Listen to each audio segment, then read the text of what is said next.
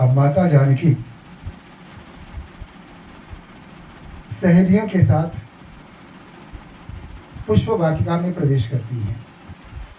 संग सखी सब सुभग सयानी, गावही गीत मनोहर वाणी। सुंदर मधुर स्वरों वाली सहेलियों के साथ वो आती हैं और यहाँ आने के बाद गौरी पूजन करती हैं। उसमें से एक सखी सिय संग बिहाई, गई रही देखन फुलवाई। उसमें एक सखी निकल के फुलवारी देखने के लिए निकल पड़ती है और जब उसकी दृष्टि भगवान श्री राम और बंधु लक्ष्मण पर पड़ती है तो उसकी दशा विचित्र हो जाती है। तासु दशा देखी सखी है, पुलक गात जलु नैन।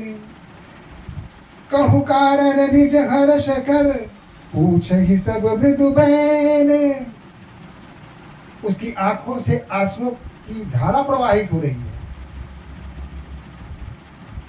उसके पैर जमीन पर नहीं पड़ रहे हैं और उन्मादिनी सी हो गई है वह। सखियां पूछती है कि तुम इतना प्रसन्न क्यों हो, खुश क्यों हो, क्यों नाच रही हो, क्यों निकला रही हो, ऐसा कौन सा धन तुम्हें मिल गया? कहती है मत पूछो। देखनु बाग कुंवर दुआई, भय किशोर सब भांति सुहाई। ताकि दो राजकुमार बाग देखने आए हैं। अब देखिए, ये नहीं कहती कि फूल तोड़ने आए हैं, देखनु बाग देखने आए हैं। और वो सुंदर कितने हैं, श्याम गौर किमी कहाँ बखानी। एक सांवले हैं, एक गौर हैं। उनके सौंदर्य का वर्णन करना बड़ा मुश्किल है, कठिन है,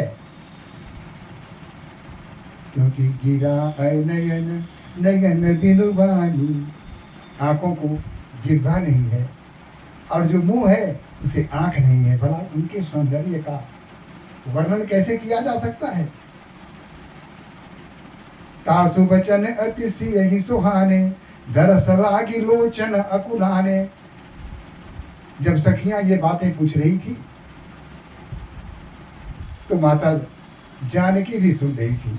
अब उनको देखने के लिए उसकी भी आंखें अकुलाने लगी। चली अग्र करी प्रिय सखी सोई, प्रीति पुरातन रखे न कोई। एक सखी को आगे करके और वो चल पड़ती हैं, आगे की तरफ बढ़ चलती हैं। यह प्रीति कितना पुराना है, यह और किसी की समझ में नहीं आया। कौन जानता है कि तो लक्ष्मी स्वरूपा है, लक्ष्मी के अवतार हैं और भगवान श्री राम नारायण अवतार हैं। इस प्रीति को कौन जानेगा? सुमरि सिंह नारद वचन, उपजी प्रीत पुनीत। चकित बिलोकत सकल दिशि, जनु शिशु मृगी सभी। चारों तरफ चकित होकर के देख रही हैं, खोज रही हैं, जैसे कोई मृगा का छौना, मृग शावक भयभीत होकर चारों तरफ देख रहा हो। ठीक उसी प्रकार हमारी माता जानकी चारों तरफ देख रही हैं। अब इधर राम जी की क्या स्थिति है? कंकन किंकिनी नूपर धुनि सुनी, कहत लखन सन राम हृदय गुनी। कंगन हाथ का कड़ा, कड़घनी, पैर के पाजेब की रूझुन आवाज जब सुनते हैं भगवान राम, तो इस मधुर ध्वनि को सुनकर भ्राता लक्ष्मण को कहते हैं, मानहु मदन धुंधवी दीनी। लगता है कि काम धोरने विजय के लिए धुंधवी बजा दी हो, विश्व विजय करने के लिए निकल पड़ा हो। मनसा विश्व विजय कह कीनी। सारे संसार को जीतने की का मन लेकर वह आया है पृथ्वी पर, लगता है। अस कही फिरी चित ये ते ही ओरा, सिय मुख ससी भय नयन चकोरा, ऐसा कह के वो उस तरफ देखते हैं और माता जानकी का जो आनन है वह चंद्रमा की तरह दिखाई देने लगता है और इनकी आंखें चकोर बन जाती हैं। लगातार माता पर इनकी दृष्टि टिक जाती है, देखते रहते हैं, अपलक देखते रहते हैं। भय बिलोचन चारु चंचल, मनहु सकुच निमित्त जय दिगंचल। आंखें अचंचल हो गई, स्थिर हो गई, स्थिर हो गई और पलकें तो गिरना भूल गई। बस निर्निमेष एकटक माता जानकी की ओर ये देख रहे हैं। देखिए सिय शोभा सुख पावा, हृदय सराह सब जनु न आवा। जनु बिरंची सब निज निपुनाई, बिरची विश्व कह प्रकटि दिखाई। लगता है कि ब्रह्मा ने अपना सारा संपूर्ण कौशल इनको बनाने में अपना लगा दिया है और पृथ्वी पर भेज दिया है कि देखो मेरी चतुराई। अपनी चतुराई को दिखाने के लिए ब्रह्मदेव ने इसे बना करके पृथ्वी पर भेज दिया है। यह अलौकिक है, इनकी शोभा एक मुख से कहना बड़ा मुश्किल है। ऐसा वो कहते हैं, सुंदरता कह सुंदर करेगी, छवि गृह दीप शिखा जनु भरेगी। जो सौंदर्य को भी सुंदरता प्रदान करे, ऐसा सौंदर्य माता जानकी के मुख पर है।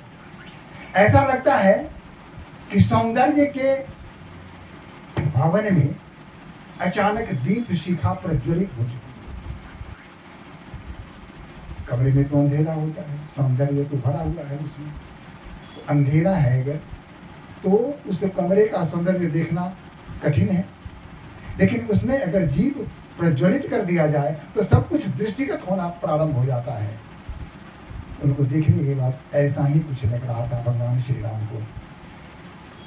सब उपमा कवि कहे जुठारी, जितने उपमा है सारे कवियों ने जूठा कर दिया।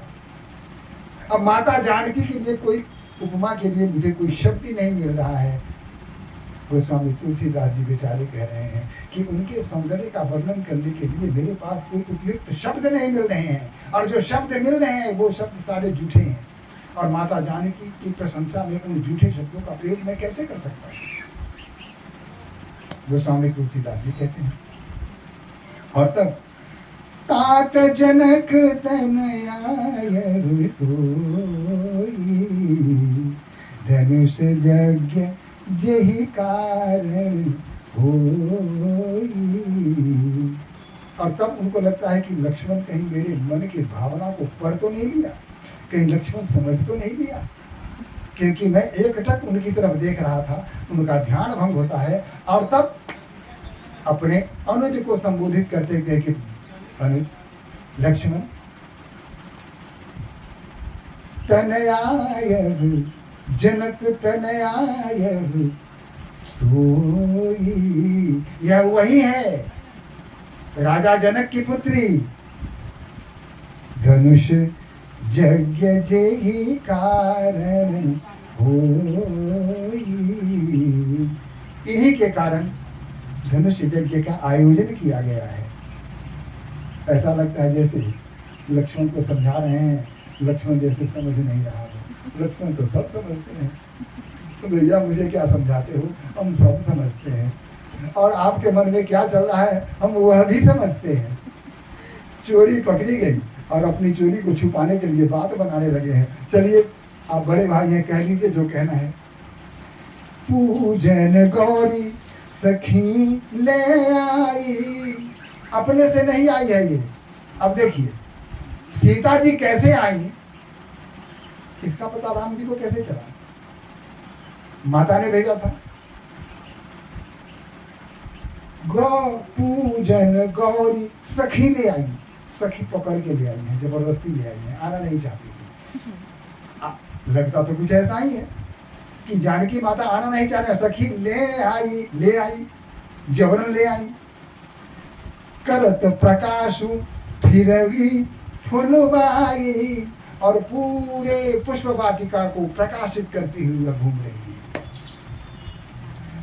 जासु बिनो की अलौकिक शोभा, सहज पुनीत मोर मनु शोभा। कहता है कि जिसको बिलोकने से चारों तरफ आभास आप पर फैल जाता है, संपूर्ण संसार में आनंद फैल जाता है। हे अनुज, मेरे हृदय में क्षोभ का भाव क्यों उत्पन्न हो रहा है? कुछ विशेष भाव का आभास मुझे हो रहा है, कुछ विशेष भावना मेरे अंतर मन में प्रस्फुटित हो रही है, कुछ विचित्र सा हो रहा है। भगवान राम कहते हैं, रघुवंशी कर सहज स्वभाव। रघुवंश का रघुकुल रीति सजा चली आई, प्राण जाई पर वचन न जाई। कहते हैं कि जो पर नारी होती है उसको माता के समान देखते हैं, कभी दूसरे नारी की तरफ कुदृष्टि नहीं डालते हैं। ऐसे रघुकुल की परंपरा है। लेकिन मनु कुपथ पगु धरहि न काऊ। कुपथ यानी जो गलत रास्ता है उस पर कभी अपना पैर नहीं डालते हैं, हमेशा सत्य का अनुसरण करते हैं, वही करते हैं जो उनकी अंतरात्मा उन्हें बताती है। मोहि अतिशय प्रतीत मन केरी। मेरे मन में कुछ अतिशय भावना उत्पन्न हो रही है। जही सपने हूँ पर नारी हेरी। जिसने प्रत्यक्ष क्या, सपने में भी पर नारी को नहीं देखा, आज मेरे हृदय में उसके प्रति यह कैसी भावना उत्पन्न हो रही है, कहना कठिन है। अब करत बत कही अनुज सन, मन सिय रूप लुभान। मुख सरोज मकरंद छवि, करई मधुप इव पान। इस प्रकार बात करते हुए भगवान श्री राम अपने अनुज लक्ष्मण के साथ आगे बढ़ रहे हैं, लेकिन मन तो उनका वही लगा हुआ है। उनके सौंदर्य को उन्होंने अपने हृदय में धारण कर लिया है और उनका मन रूपी भौरा उनके सौंदर्य रूपी पराग को पान कर रहा है। अब इधर चित्तवती चकित चहु दिशि सीता, कह गए नृप किशोर मनु चिंता। अब चारों तरफ देख रही है सीता मैया कि आखिर ये दोनों गए तो कहाँ गए? ये नृप राजकुमार जो किशोर है वो कहाँ गए? जह बिलो के मृग शावक नैनी, जन तह बरिस कमल सित श्रेणी। जिस प्रकार मृग शावर की आंखें होती हैं, उसी मृग शावक की आंखों की तरह इनकी आंखें चंचल हैं और चारों तरफ देखने का प्रयास कर रही हैं। लता ओट तब सखी लखाए, श्यामल गौर किशोर सुहाए। अब तक माता जानकी ने राम और लक्ष्मण को देखा नहीं था, तो सखी क्या करती है, एक लता के निकट ले जाती है और लता को हटाकर, कहती कुछ नहीं है, सीधे इनके सामने से लता को हटा देती है और देखी रूप लोचन ललचाने, हर से जनु निज निधि पहचाने।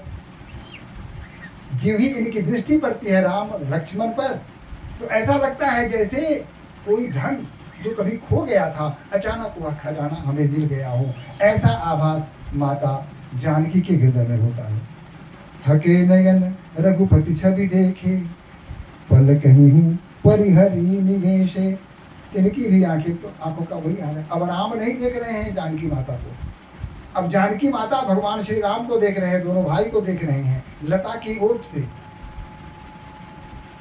प्रत्यक्ष नहीं, लता की ओट से देख रहे हैं, अपनी आंखों में उन्हें बसा लेती हैं। कहते हैं कि उन्होंने कैसे देखा, आंखों से देखा, लेकिन लगा कि सखियां हमारी चोरी पकड़ने वाली हैं। मेरे मन की स्थिति को सखियों ने संभवतः जान दिया है। जब यह भाव आता है तो संकोच उनके मन में बैठ जाता है, भर जाता है, और संकोच बस क्या करती हैं, भगवान श्री राम की छवि को अपने आंखों से लेकर सीधे हृदय में उतार लेती हैं और आंखों का कपाट बंद कर देती हैं। अब तुम कैद हो जाओ, अब इस हृदय से निकलने की कोई संभावना नहीं है, अब तुम इसी में कैद रहोगे। और कर लिया कैद माँ जानकी ने भगवान श्री राम की उस छवि को। लोचन मगरा वही उड़ आनी, आंखों से अपने हृदय में माता जानकी ने उनको बैठा लिया। जिन्हें पलक कपाट सयानी, और जो दरबार पलक रूपी किवाड़ है उसको बंद कर दिया, पूरी तरह ताला मार दिया, नो एंट्री। जो आ गया, अब निकलने का कोई मार्ग नहीं है, इसीलिए कह रहा हूँ। जब सिय सखी प्रेम बस जानी, कही न सकही कछु मन सकुचानी। उनके हृदय की बात जब सखियों ने जान लिया, यह बात जब माता जानकी को आभास हुआ, पता चला कि सखियां मेरे मन की बात समझ गई हैं, तो कुछ बोलती नहीं है, संकोच करती हैं, शर्मा जाती हैं, लजा जाती हैं और फिर आगे बढ़ जाती हैं। लता भवन ते प्रकट भे ते ही अब सर दो भाई। और उसी समय लता निकट के जस्ट सामने आकर के प्रत्यक्ष रूप से भगवान राम और अनुज लक्ष्मण सामने प्रत्यक्ष प्रकट हो जाते हैं।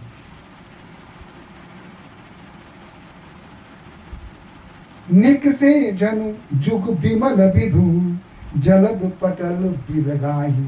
ऐसा लगा जैसे आकाश में बादलों के पर्दे को हटाकर एक नहीं दो पूर्णेंदु पूर्ण चांद आ गए हों आकाश में, मुदित हो गए हैं, उदय हो गए हैं, दोनों चमकने लगे हों, ऐसा माता जानकी को प्रतीत हुआ। शोभासीय सुभग दो बीरा, नील पीत जल लाभ शरीरा। नील पीत नीले रंग का, नीलांगु श्यामल कोमलांग, कोमल अंग वाले, और पीत लक्ष्मण भैया दोनों, एक श्याम एक गौर। मोर पंख सिर सोहित नीके, माथे पर मोर के पंख सुशोभित हो रहे हैं। गुच्छ बीच बीच कुसुम कली के। ऐसा लगता है कि फूलों के गुच्छों के बीच अचानक एक कोमल कली प्रस्फुटित हो रही हो, मुस्कुरा रही हो, खिल रही हो। चारु चिबुक नासिका कपोला, हास विलास लेत मनु मोला। इस तरह से जब माता जानकी देखती हैं तो फिर क्या होता है, सखी उनके मान को बात को समझ जाती हैं और उन्हें लेकर के और खींच के फिर पहुंच जाती हैं माता गौरी के पास। अब वहां जाकर के जानी कठिन शिव चाप विसूती, कले सखी उर श्यामल मूर्ति। प्रभु जब जात जानकी जानी, सुख स्नेह शोभा सुख खानी। प्रभु ने देखा जानकी को जाते हुए और जानकी वहां से निकल पड़ी। परम प्रेम मय मृदु मसी चारु चित्त भीति लिखी लीनी।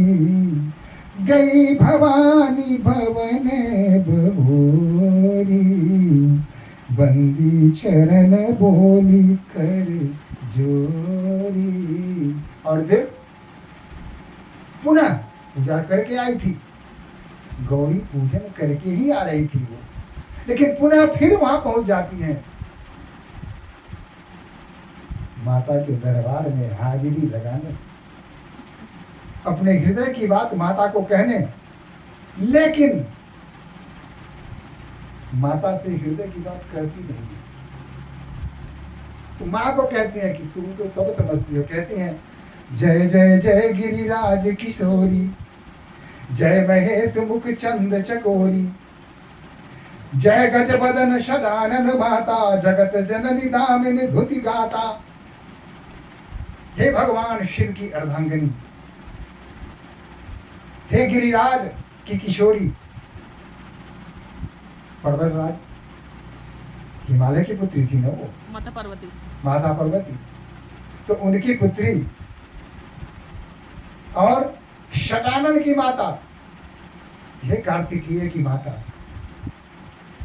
हे गणपति की माता, हे जगत की जननी, आप तो सब कुछ जानती हो। माता जानकी प्रार्थना कर रही हैं, नहीं तब आदि मध्य अवसाना, आपका न आदि है, न मध्य है, न अंत है। इसको आंका नहीं जा सकता। अमित प्रभाव वेद नहीं जाना, आपके प्रभाव को वेद तक नहीं जानते हैं। भव भय विभव पराभव कारणि, भव भय विभव संसार के भयों को दुख करने वाला, भव सागर को पार उतारने वाली, समस्त विश्व को मोहित करने वाली हे माता, पति देवता सुतिय महत्मातु, सभी आपके पति व्रत धर्म का अनुसरण करते हैं। प्रथम मातु प्रथम तब देख, आप ही सबकी आदर्श हैं। पतिव्रता नारियां आपकी पूजा करती हैं। वैसे भी देखा जाए तो भगवान शिव की आराधना होती है, चाहे वह करवा चौथ हो, चाहे तीज का व्रत हो, उसमें माता पार्वती की तरह ही हमारी माताएं व्रत करती हैं। और सभी यही चाहती हैं कि उनका भी जो क्या कहते हैं सौभाग्य, या उनका भी जो माथे का सिंदूर है वो माता पार्वती की तरह बनी रहे, शिव की तरह उनके भी प्रति अमर हो जाए। यही कामना हर माताएं करती हैं। तो हमारी माता पार्वती विश्व के लिए एक आदर्श हैं और सभी माताएं उनकी आराधना करती हैं। सेवकते ही सुलभ फलचारी, वरदायिनी पुरारी प्यारी, हे माता शिव की प्यारी, सभी फल मनवांछित फलों को प्रदान करने वाली, देवी पुंज पद कमल तुम्हारे, सुर नर मुनि सब मोहि सुखारे, सभी तुम्हारे पद कमल की वंदना करते हैं, प्रार्थना करते हैं, और सुर नर मुनि ये सभी सुख प्राप्त करते हैं, आनंद प्राप्त करते हैं।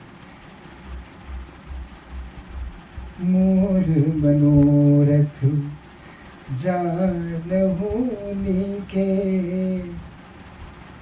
मेरे हृदय में जो बात है वह तो आप सब जानती हैं, बताऊंगी नहीं क्या है, आप जानती हैं।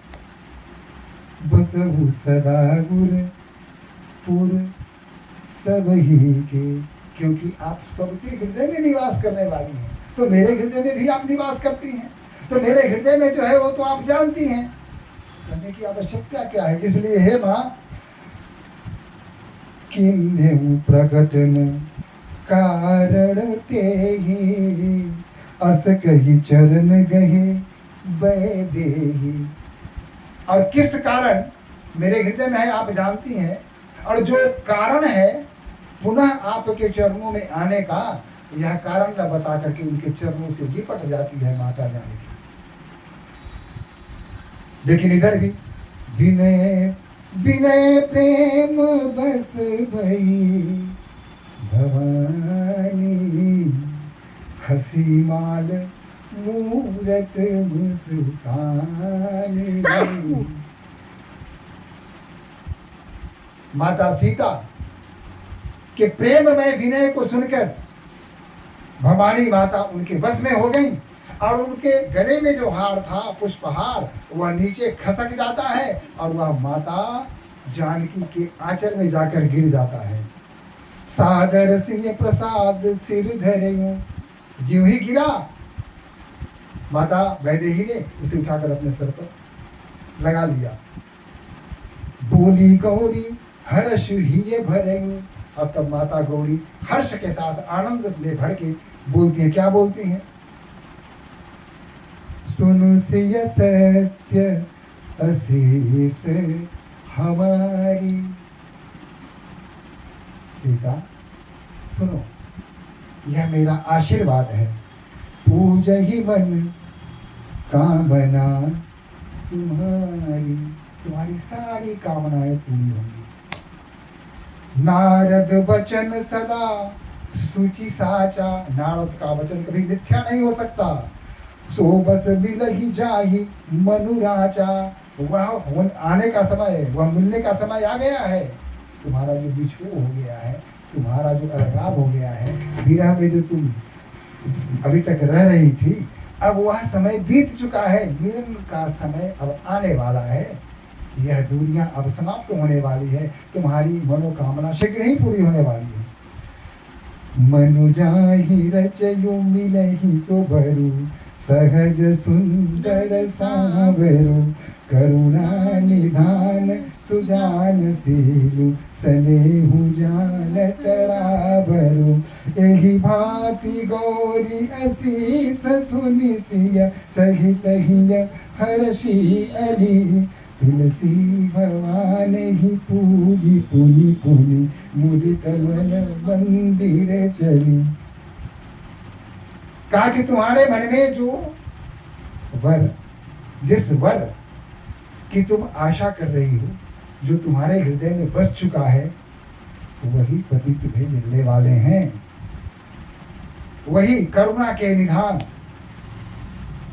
जो सब कुछ जानने वाले हैं, जिनमें शील है, जो सदा स्नेहमय है, आनंदमय है, प्रेममय है, तो वही पति के रूप में तुम्हें मिलेंगे। और यह करके जो ही आशीर्वाद माता भवानी का मिला, मुदित आनंद से भर गई माता जानकी। तुलसीदास जी कहते हैं कि बार बार माता के चरणों पर लौट रही हैं, पूजा कर रही हैं, और इस प्रकार वहां से वह मुदित मन मंदिर चली और आनंदित होकर अपने राजमहल की ओर सखियों के साथ लौट चलती है। जानी गौरी अनुकूल सिय, हिय हर्षूल जाई कही।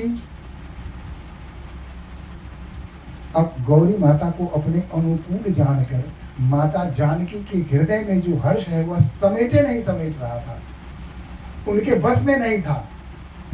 उनके हृदय से हर्ष मारो बाहर निकल रहे हूं, लबरेज हो रहा था। मंजुल मंगल मूल धाम, अंग फरकन लगे। मंगलमय मंजुल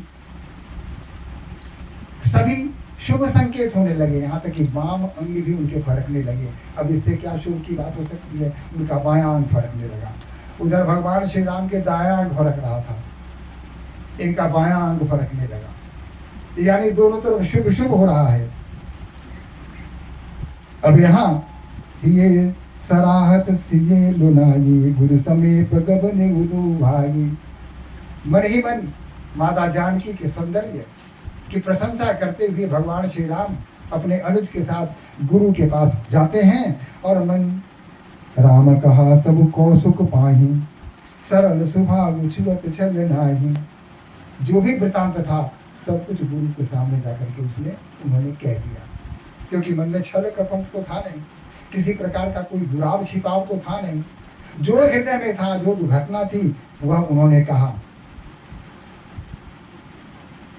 गुरु के चरणों के पास फूल का धोना रख दिया। गुरु प्रसन्न हो गए, ध्यान किया, सारी स्थिति उनके सामने स्पष्ट हो गई। सब कुछ तो कहा राम ने, लेकिन एक बात राम भी छुपा गए। वह कौन सी बात थी?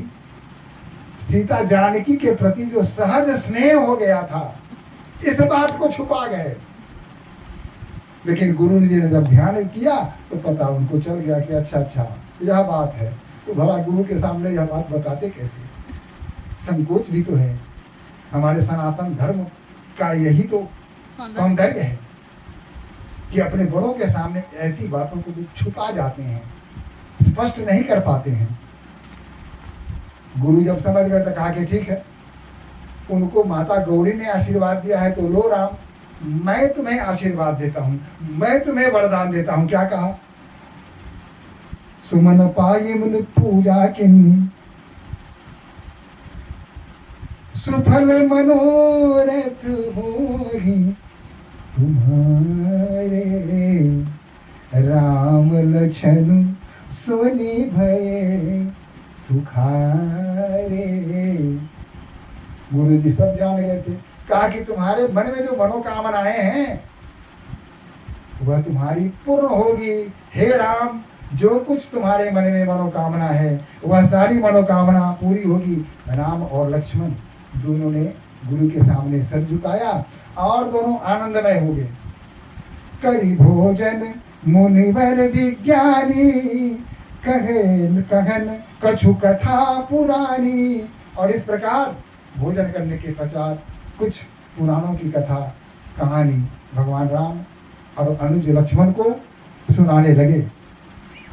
और इस तरह दोनों भाई भगवान राम और लक्ष्मण गुरु की सेवा की। दोनों ने दोनों चरण दबाए। गुरु की आज्ञा लेकर के राम और लक्ष्मण अपने शयन कक्ष में आए। वहाँ आने के पश्चात भैया लक्ष्मण ने भगवान राम के चरण स्पर्श किए, चरण को दबाया, उनकी सेवा की। और फिर राम ने कहा कि जाओ लक्ष्मण, अब रात्रि बहुत हो चुकी है, जाकर सो जाओ। और भगवान राम माता जानकी की मधुर स्मृति में खो गए। और इस तरह कब नींद आई उन्हें पता भी नहीं चला। बोलो सियापति रामचंद्र की जय। श्री राम जय राम जय जय राम। श्री राम जय राम जय जय राम। श्री राम जय राम जय जय राम। श्री राम जय राम जय जय राम। श्री राम जय राम जय जय राम। श्री राम जय राम जय जय राम।